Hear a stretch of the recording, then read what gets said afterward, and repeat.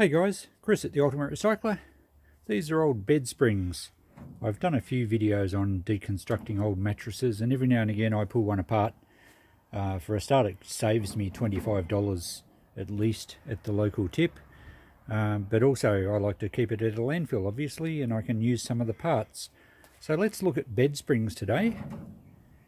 There's all different sorts, but these are a fairly common type. Let's do a couple of little upcycling projects with bed springs. Now, as you probably noticed at the start of this clip, I do actually sell these springs. I just stick them out the shop. It doesn't matter if they get wet, because quite often rusty is a bit of an appealing look. Rusty is in these days. And look, I have sold some, so you know, you may snigger at someone buying old bed springs, but people do. Anyway, here's a couple of ideas that I've had. Well, they're not originally mine, but I've done this and actually sold the end product quite easily. I've just found a nice rustic bit of timber. Anyone with a bit of property will probably have some old timber lying around. The more weathered the better. It tends to go nicely with rusty bed springs. So I've just cut a piece off around about the right length to fit 3 springs there easily, and we'll use some galvanized staples, these things, just to attach the springs to the timber.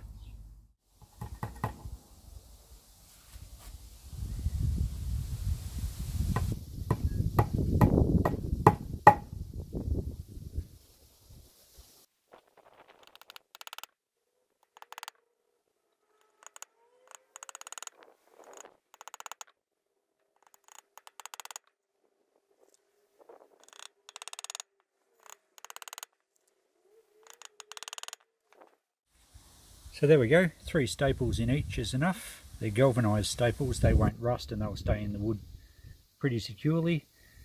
Now, one of the ideas is, if we had perhaps used a nicer piece of wood and the springs before they got rusty, we could have used these glass insulators. Now this is a purple one. I have them in my shop quite regularly. Most people will know what they are, but I do get a lot of people in my shop that have never seen them before and they're really curious. They sat on the top of old telegraph wire poles. I don't think these were electricity ones, but they're quite old. These ones actually date to probably the 1920s or so. But and the purple ones I actually sell for $10 each. But I do get a lot of clear glass ones, and they're much harder to sell. But they're great being tapered. They actually fit nicely and fairly securely in the bed springs, like so. And what we can do with those is we can just use some tea light candles, which I have some here, these little things, and they happen to sit quite neatly in the base of the insulators. So if that was a nicer piece of timber and some nice clean wire springs, that would be a really nice cute table decoration piece. It would look really nice with a bit of coloured glass and the flames. They sit a little bit crooked at the moment, but it's pretty easy just to give a bit of extra stretch to the springs and they straighten up. So there you go, it's one little idea. I've seen these insulators actually used to make almost chandeliers, like a candle type chandelier that hang from the ceiling with a little wire frame that holds them. So they're quite versatile little pieces, but they look really good with a flame in them. So there's one use for our bed springs. But I've used this old piece of timber because I'm going to use a different idea here, and they're going to be outside, and the more rustic it looks, the better in my view. I'll show you what I mean. Okay, it seems to be all the rage at the moment to do succulents in little unusual items for pots, and here we've got a couple little bowls and a coffee cup, and we've sold those before as well. But this is just a little step up in quirkiness. With these springs, I'm thinking we could use some teacups, an old jug here. These have got various degrees of damage as hairline cracks and things, and they're not really saleable, but they actually fit quite nicely in the springs. And we can then go ahead and plant some cactuses or cacti, whatever the correct term is, in these, and I think it'll look quite cute in the garden. Alternatively, if you don't have any china, you can pick some up at thrift shops or op shops or whatever you call them in your area, usually pretty cheaply. But I did have some old steel cones. Now these are actually out of a milk separator. Some of you might recognise them. They were lying, in fact I picked them up in a scrap metal deal I did at one stage, and they fit really neatly in those springs. And I have actually made one of these before using these cones, and all you need is a bit of fly wire or something in the bottom to stop the dirt going through. So we could use those. Other alternatives, a bit of glassware. Say you broke Nana's favourite wine glass, well, don't throw it out. You could also put a tea light candle in that, it would look quite nice. Glass bowls tend to be a nice shape, and they sit fairly neatly in these springs. So there's plenty of options. Just have a wander around. If you've got a well-stocked junkyard like mine, you might find something different.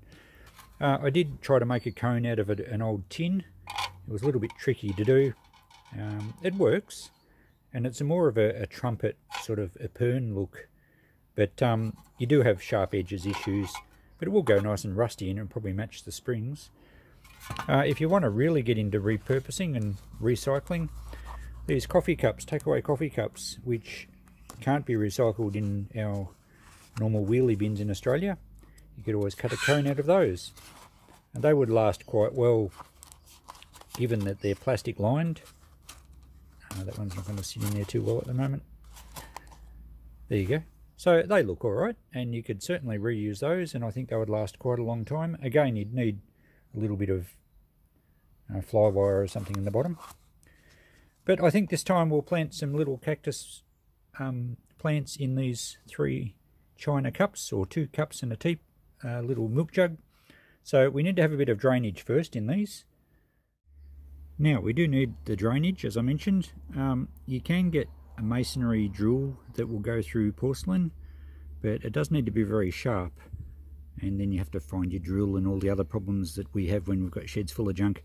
So the quickest way, and I'm not sure if it'll work on this one because this has obviously been broken and glued back together, but sometimes I find that if we get a good strong nail with a good point on it, and because generally they've got a thicker ridge around where they rest and it's thin in the middle, generally we can have success just with a punch with the nail and a hammer right in the centre.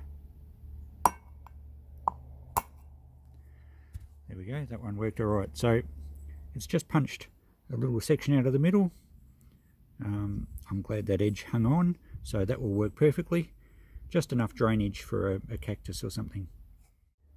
And that one worked beautifully too, no problems at all. The other one, we did end up with a slightly larger hole than we'd planned, but I'll still put some fly wire or something in the bottom of that and it will still work fine as a planter. This one was obviously a lot thinner around the edges than they normally are. Anyway, we can plant the cactus in them now and see how it looks. All done. Our little cactus display upcycling project is finished.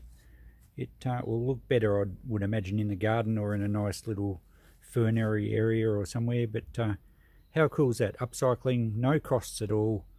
I had the staples in my shed. The bed springs, as you know, come from old mattresses. The crockery was stuff that I'd pretty well thrown in the free box, or I sometimes sell broken crockery for mosaics, but basically there's no real cost there. And we've got a great little display. Now, cactus generally isn't a plant that's renowned for swaying in the breeze gently, although that's not exactly a gentle sway, it's more like a seizure. But anyway, it's something a bit different. I hope you enjoyed this project. I think it looks great. And we'll do some more upcycling when I get a moment, so stay tuned to my channel. See you later.